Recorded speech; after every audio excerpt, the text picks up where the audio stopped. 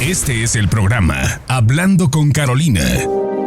Hoy, con la conducción de Gina Leiva, nos acompaña la invitada especial, Carolina Antonini, con los temas de inmigración más relevantes. ¿Qué tal? Feliz día. Bienvenidos al programa de la abogada Carolina Antonini, Hablando con Carolina. Una edición más la tenemos con nosotros y le damos la bienvenida. ¿Cómo está, abogada? Buenos días, Gina. Muy bien, muy contenta de estar contigo otra vez. Por supuesto, hablar acerca de inmigración, lo cual hoy en día es un tema de rápido cambio, pero por lo menos contenta de tener esta plataforma para poder informar o mantener al día a todo el mundo que nos escucha, entendiendo que, por supuesto, todo puede cambiar mañana. Exacto. Pero vamos a empezar, como siempre, con su información para las personas que necesiten contactarse con usted. Sí, con mucho gusto. Nosotros ofrecemos citas por teléfono, por video o en persona. Para programar la cita, tienes que llamar al 678-956-8600, 678-956-8600. Mi oficina está en la 2751 de la Buford Highway. Esto es directamente enfrente de las oficinas de la Asociación Latinoamericana.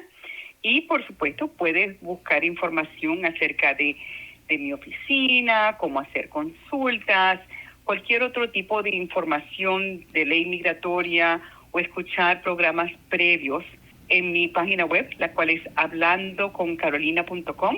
De nuevo, 678-956-8600 es el teléfono que puedes llamar para agendar una consulta. Y hablemos del DACA, abogada. ¿Esto es verdad que ya se puede aplicar nuevamente para el programa de DACA? No, no es verdad, es posible, pero en este momento no tenemos una decisión final, y aunque tengamos una decisión acerca de poder volver a aplicar para el DACA, no va a ser una decisión final. Y déjeme explicar, porque todo el mundo está interesado, hay gente que ya está dando noticias y diciendo a la gente que venga y les pague para hacer aplicaciones de DACA. Y no tan rápido, espérense un momentico.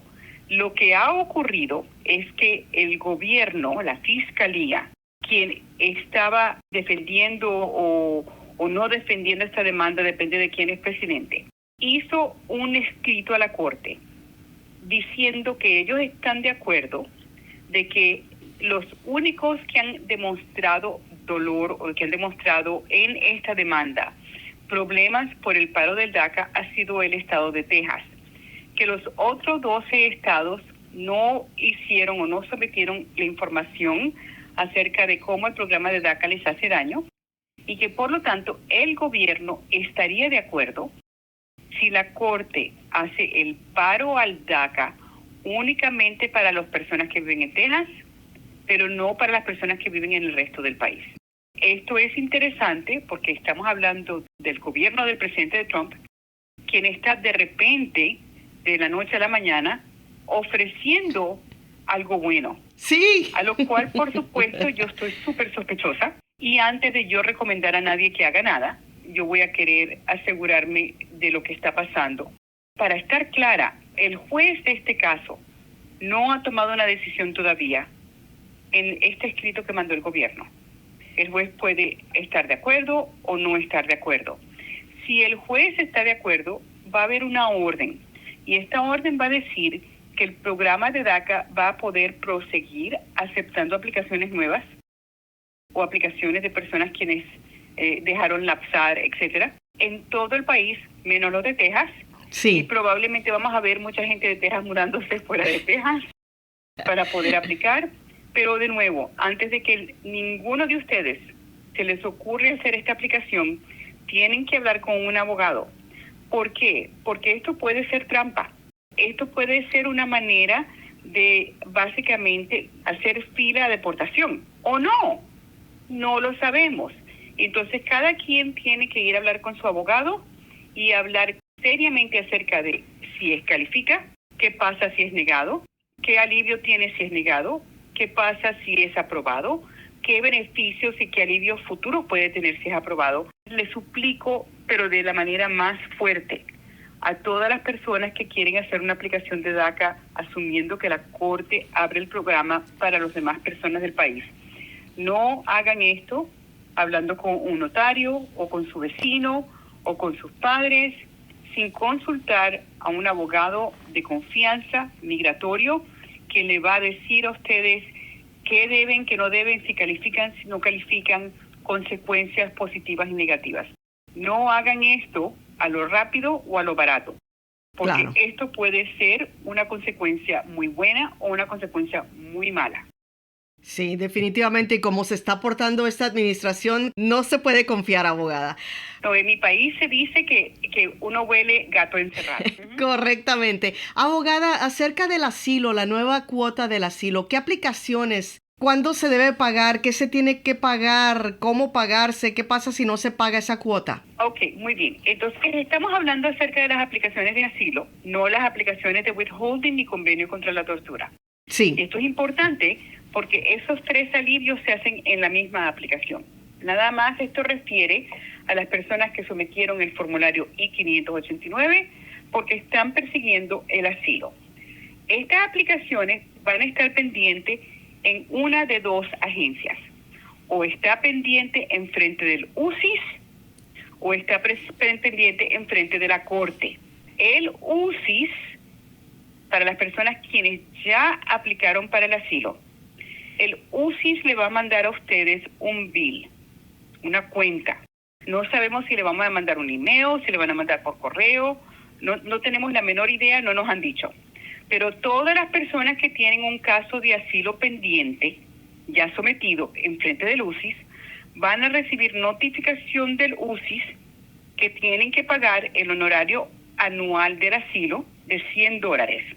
Para las personas que tienen la aplicación en frente del UCIS ya sometida, van a recibir notificación de cuándo y cómo pagar sus $100.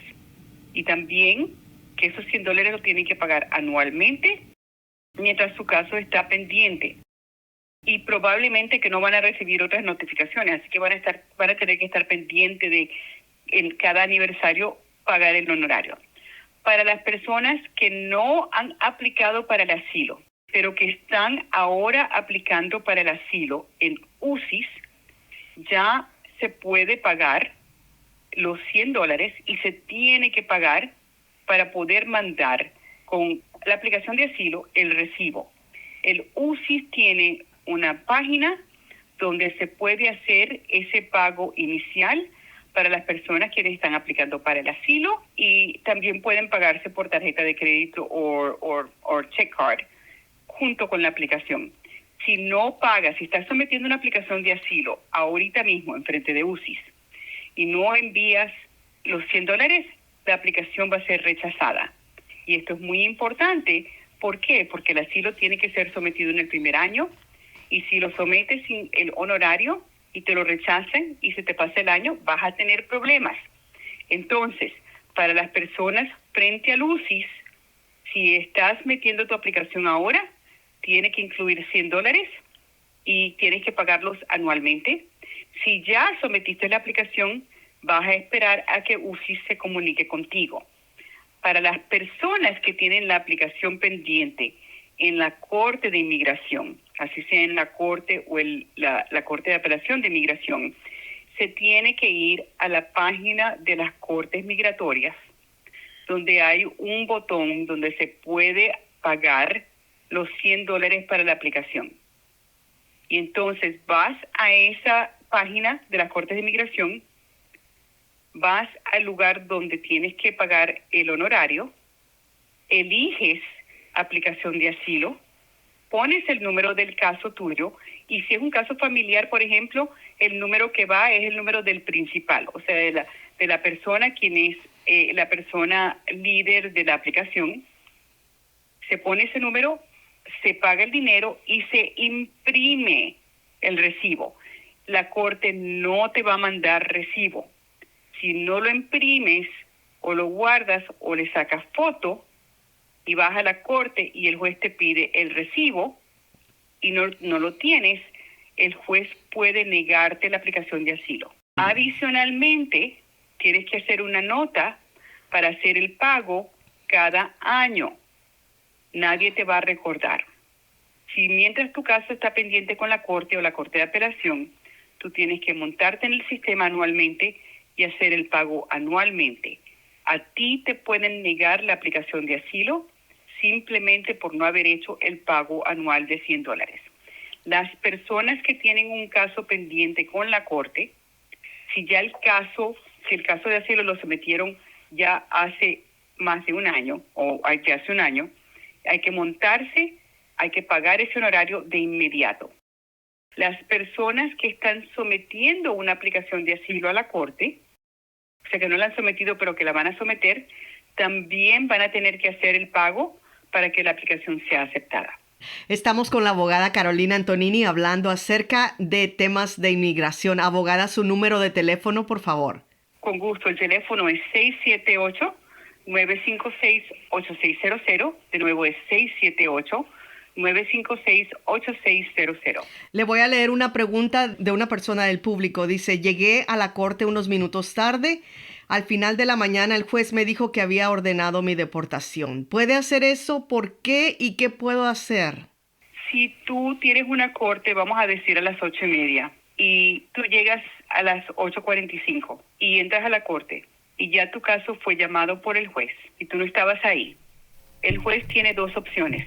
Tiene la opción de poner tu archivo de lado y volverte a llamar en unos minutos o en una hora después o lo que sea. O tiene la opción de ordenarte deportado en tu ausencia. Entonces, la primera pregunta es si el juez tiene la autoridad. Absolutamente. Si tú tienes corte y tu corte empieza a las 8:30, tú tienes que estar sentado dentro de la corte un poquito antes de las 8:30 y estar prestando atención y pendiente de cuando llamen tu nombre, decirle al juez que estás presente. Porque el juez tiene el poder de denegarte, de deportarte en tu ausencia si tú no te apareces. El no aparecerte significa que no estabas presente cuando llamaron tu caso. Ahora, hay la posibilidad de que tu corte es a las 8:30, tú estás ahí a tiempo, pero no llaman tu caso sino hasta las 10. Entiendo que eso es posible. Ese no es el punto. El punto es que si tu caso es a las 8:30, tú tienes que estar ya sentado en la corte a las 8:30 y prestando atención a que te llamen. Vamos a decir que esta persona llegó, lo llamaron a las 8:30, no estaba. A las 8:15 llegó, se sentó, no escuchó su nombre. Al fin del calendario, el juez preguntó, ¿por qué estás ahí? ¿Quién eres? Y tú dices, yo tenía mi corte a las 8:30, yo estoy aquí. Y el juez te dice, te llamé, no contestaste, ordené tu deportación. Lo que tienes que hacer de inmediato es hablar con un abogado para ver si sometes una moción para reabrir la deportación, basado en que tú estuviste un poquito tarde, a lo mejor tuviste problemas de carro, a lo mejor estuviste en la línea de abajo, a lo mejor entraste a la corte diferente, a la corte equivocada, cualquier que haya sido la excusa, tú entonces tienes el derecho de hacer una moción de reapertura. Esa moción de reapertura se tiene que hacer de inmediato. Para propósitos de una razón extraordinaria, tú tienes 180 días. Pero en esos 180 días te pueden arrestar y llevar porque tienes una orden de deportación. Sí. Tienes que hacerlo de inmediato y si la moción de reapertura es otorgada, regresas a la corte a pelear el alivio que ibas a pelear. Si la moción de reapertura no es otorgada, tienes el derecho a apelarla. Estás a riesgo a que te recojan porque tienes una orden de deportación.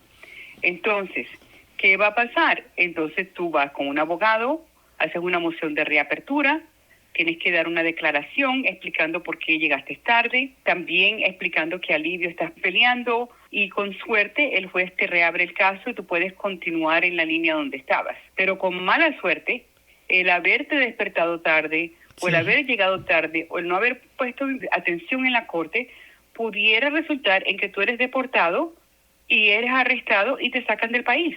Muy, muy importante llegar a la corte y llegar temprano. Yo le digo a mis clientes, yo no quiero oír acerca de que tuvieron accidentes o esto o lo otro. Hay que salir de la casa suficientemente temprano por si acaso tienen un problema con un caucho, hay tiempo para repararlo y llegar a la corte. Si tienen un carro que no es seguro, contraten a un taxi, contraten a un Uber. Si piensan que se van a perder, contraten un taxi, contraten un Uber. Es mejor llegar para allá una hora antes de su corte a llegar 5 minutos tarde. y que le cambie completamente la vida. Abogada, ¿es verdad que ahora los jueces de inmigración tienen el poder de ver un expediente en la corte y decidir que no hay caso y negarlo? Si es verdad, ¿qué se puede hacer? Los jueces de inmigración han sido dados un poder muy negativo últimamente. Vamos a ver si eventualmente las Cortes Federales y la Corte Suprema de Justicia está de acuerdo. Porque, como te puedes imaginar, cuando empiecen, ya empezaron a hacerlo, pero estos casos van a subir en apelación. Pero un juez de inmigración tiene el poder, por ejemplo, en un caso de asilo, de leerlo, lo que aplicó la persona, lo que la persona puso en su aplicación, en sus documentos, y decir aquí no hay nada, y negar a la persona. La persona tiene el derecho de apelar y debe apelar. La persona puede apelar, número uno, porque se le violó sus derechos constitucionales de tener audiencia, porque no tuvo notificación y quizás también porque tiene un caso que pudiera ganar. Esto es una cosa, o esto es una pelea para la cual de nuevo se necesita un abogado. Yo no creo que hay gente que pueda navegar los argumentos legales. Generalmente una persona no puede hacer eso. Sí. Los jueces están haciendo esto y la lección para tratar de prevenir esto es que uno no puede hacer una aplicación de asilo que no dice nada o que dice lea lo que ya escribí o lea lo que escribí anexo. Uno tiene que someter una aplicación de asilo la cual es absolutamente completa, la cual dice en detalle lo que pasó, el miedo, cuándo, cómo, en la misma aplicación, la cual tiene el honorario de $100 pagado, lo cual tiene documentos para comprobar el caso si existen. Y esto tiene que ser un paquete completo. Si tú haces una aplicación de asilo donde tú no le hiciste ningún esmero para contar tu historia, tú estás en peligro a que un juez te quite la oportunidad de tener tu corte. De nuevo, si les pasa eso, si ustedes van a la corte con cualquier tipo de aplicación y un juez les niegan el caso sin darle la oportunidad de pelearlos, el próximo paso es una consulta de inmediato con un abogado de inmigración. Mi número es 678-956-8600. Nosotros, todos los abogados de inmigración, vamos a estar muy interesados en que nos contraten para pelear este nuevo poder, porque en nuestra opinión este poder es una violación constitucional, una violación a procedimiento y una violación a la ley migratoria. Otra pregunta. Escucho mucho sobre un habeas corpus en lugar de una fianza. ¿Por qué? ¿No es más fácil o más probable una fianza? Esto es una pregunta muy buena porque sí, generalmente es mucho más fácil y más probable una fianza. Pero una fianza no está disponible para una persona quien tiene TPS y una orden de deportación, por ejemplo. Okay. Esas no son personas que pueden pelear fianza. Son personas que tendrían que ser sacadas de la cárcel con un habeas corpus. También, inmigración recientemente, hablamos hace 1 o 2 programas atrás, ha tomado la posición, en nuestra opinión, completamente ilegalmente y sin ley, pero ha tomado la decisión que todo el mundo quien entró por la frontera ilegalmente puede ser detenido sin fianza. Para esa gente, ya que la inmigración y los jueces han tomado esa política o han aceptado esa política del presidente, es una pérdida de tiempo y de dinero ir a pedir una fianza si el juez no tiene el permiso de dártela. Si tuviera el permiso de dar, si un juez dice, sí, a mí no me importa lo que diga el presidente, yo voy a hacer lo que la ley dice, y sí hay 1 o 2 jueces aquí que están haciendo eso, pero imagino que los van a despedir muy pronto. Sí. Hasta que una corte federal no los regañe, van a tener que hacer lo que el presidente les dice. Y si el presidente le está diciendo que niegue la fianza, o el presidente y su administración, que cualquier persona quien entró ilegalmente no es elegible para una fianza, ¿para qué pedir fianza si es una pérdida de tiempo y de dinero porque te lo tienen que negar? Ese es el tipo de gente que tiene que ir con un habeas corpus directamente a una corte de verdad, que es una corte federal. Porque Sí. los jueces federales sí van a leer la ley, no van a seguir lo que Trump dice, van a seguir lo que la ley dice, y la ley muy claramente dice que una persona quien entró ilegalmente, fuera de que hayan sido agarrados y estén en una frontera, etcétera, una persona que está aquí puede pedir una fianza. Ahora, que se la puedan negar porque a lo mejor cometió un crimen, es un riesgo a la comunidad, bla, bla, bla, bla, bla, bla, ya es una cosa diferente, pero que tiene un derecho a la fianza. Y cuando hacemos habeas corpus, lo que está pasando es que las cortes federales están ordenando inmigración. Tienes 30 días para soltarlo, tienes 15 días para soltarlo, tienes 60 días para soltarlo. O el juez tiene 30 días para proveerle una audiencia de fianza. Entonces, la fianza generalmente, una audiencia de fianza es más fácil, pero un habeas corpus es ahora lo que tenemos que hacer, nos guste o no nos guste, les guste a ustedes o no. Hay que ir directamente a Corte Federal en muchos de estos casos, lo cual me da lástima, Gina, porque por supuesto una Corte Federal es más difícil hacer, es más costoso, pero es el único mecanismo que nosotros tenemos hasta que una de las Cortes Federales publiquen una orden prohibiendo que el gobierno siga con la posición legal de que cualquier persona quien entró ilegalmente, no importa cuándo, no califica para una fianza. Hablemos sobre los cambios en el examen de naturalización. ¿Nos puede actualizar sobre esto, abogada? Sí, ya hablamos de uno de los primeros cambios hace unos programas atrás, de que las personas que aplican para naturalización van a tener que demostrar que tienen un buen carácter moral, que se merecen ser ciudadanos, con evidencia mucho más afirmativa. Demostrar taxes, demostrar que tienen familia aquí, demostrar que se portan bien, que han pagado su mantenimiento, que son voluntarios, que tienen propiedad, que están buscando educarse, que sus hijos están educados, tú sabes, todo tipo de cosas que nunca se tenía que demostrar antes, que ahora se tiene que demostrar afirmativamente. Ese era un cambio que ya discutimos. Ahora hicieron otro cambio, que es el cambio a las preguntas de la ciudadanía. El número de preguntas ha subido. Hay un nuevo examen. Ese examen no tiene 100 preguntas, tiene 128 preguntas. Ese examen, cuando vayas a la entrevista, no te van a hacer nada más 10 preguntas de esas, te van a hacer 20 preguntas. Tienes que tener por lo menos 12 preguntas correctas para poder pasar el examen. Esto es simplemente haciendo el examen y lo que tú tienes que estudiar que sean más, y que las preguntas que te hacen que sean más numerosas, y que las preguntas que tú tengas que contestar correctas que sean más numerosas. Esto es simplemente una manera de hacer lo de la ciudadanía un poco más difícil, entendiendo también que la administración ya nos ha dicho, este no es el último cambio. Ellos van a poner muchos más cambios a lo de la ciudadanía, y los rumores que oímos es que ellos van a querer añadir una situación donde la persona puede escribir más profundamente o puede hablar más profundamente con un oficial, quizás de algún tema. No sabemos qué tipo de locura vayan a hacer. Si tú tienes la elegibilidad para la naturalización, habla con tu abogado ya. Este es el momento de hacer la aplicación, porque ahora los únicos cambios que tienes cuesta un poquito más, tienes que poner evidencia favorable y tienes que estudiar más preguntas. No te esperes para después cuando pongan cosas las cuales son mucho más difíciles de obtener. Otra pregunta, abogada. Solicité la residencia al mismo tiempo que mi esposa. Recibí mi aprobación, pero la de ella está pendiente. ¿Por qué? ¿Hay un problema? No hay un problema necesariamente. O sea, yo no sé nada del caso tuyo ni de tu esposa, pero asumiendo que estos son casos que son 2 casos normales aprobables, la razón que tú la recibiste más rápido probablemente tiene que ver con que el oficial que te tocó a ti es un oficial que trabaja más eficientemente. Okay. Honestamente, no hay ningún tipo de razón para hacer pánico. Si ustedes no utilizaron los servicios de un abogado, quizás quieren ir con un abogado para que revise el paquete de tu esposa, le haga preguntas y se asegure de que el dilato es simplemente proceso y no algo sustancial. Porque si es algo sustancial, entonces tendrías un abogado que pudiera hacer algo para prevenir algo malo, como por ejemplo una negación. Porque ahora todos sabemos que la política de este gobierno es que si te niegan la residencia, te ponen en proceso de deportación.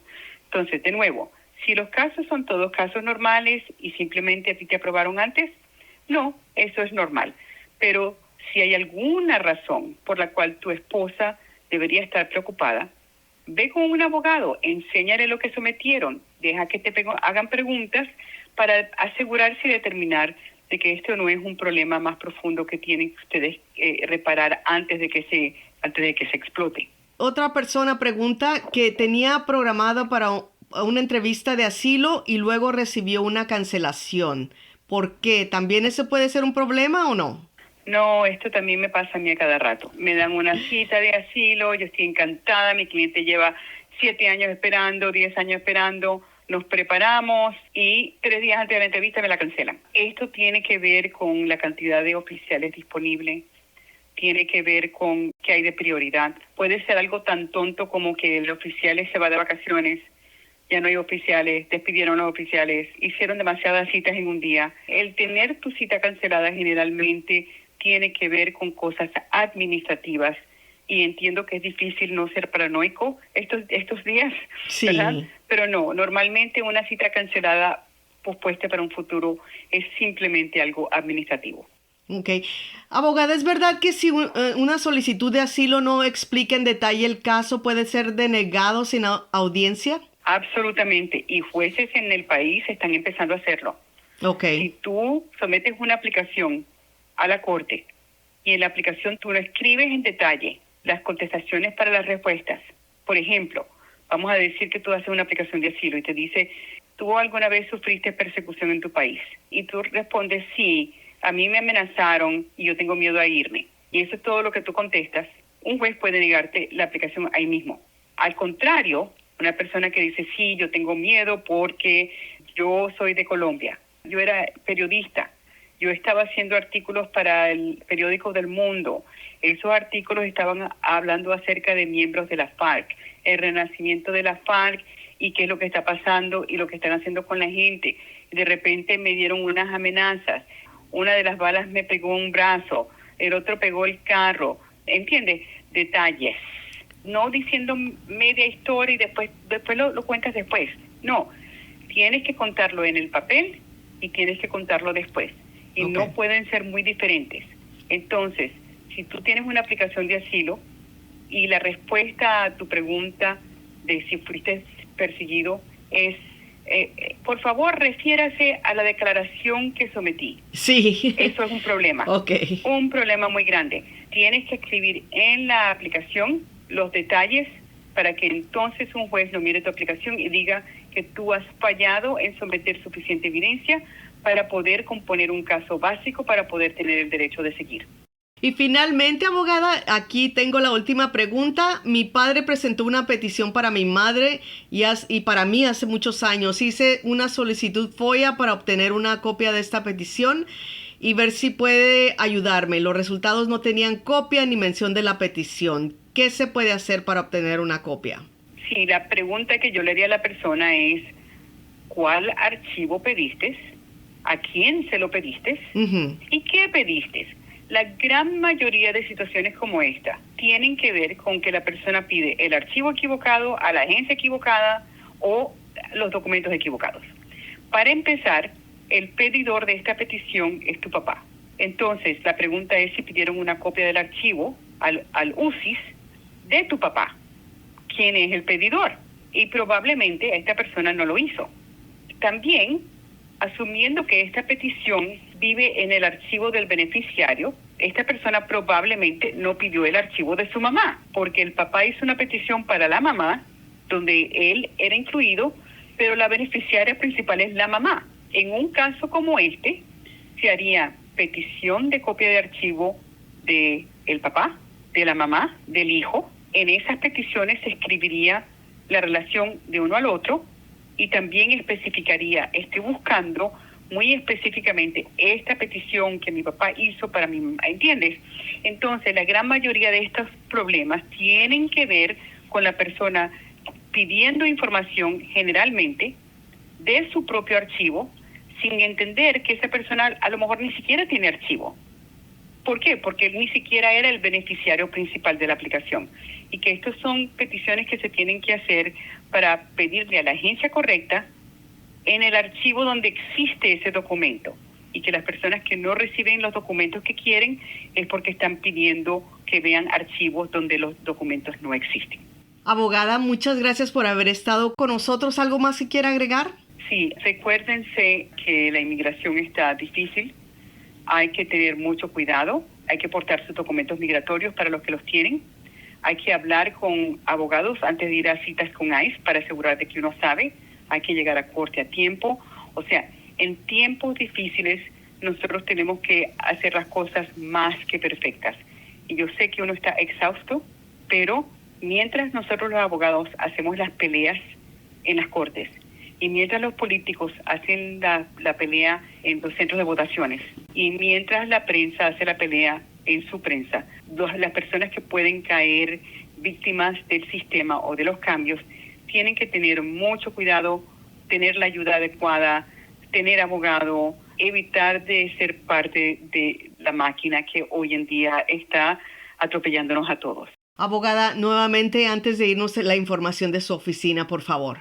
Con gusto. La oficina está en el 2751 de la Bickford Highway, directamente enfrente de la Asociación Latinoamericana. Puedes visitar la página web hablandoconcarolina.com y para pedir cita pueden llamar al 678-956-8600. Fue la abogada Carolina Antonini. Que pase feliz día.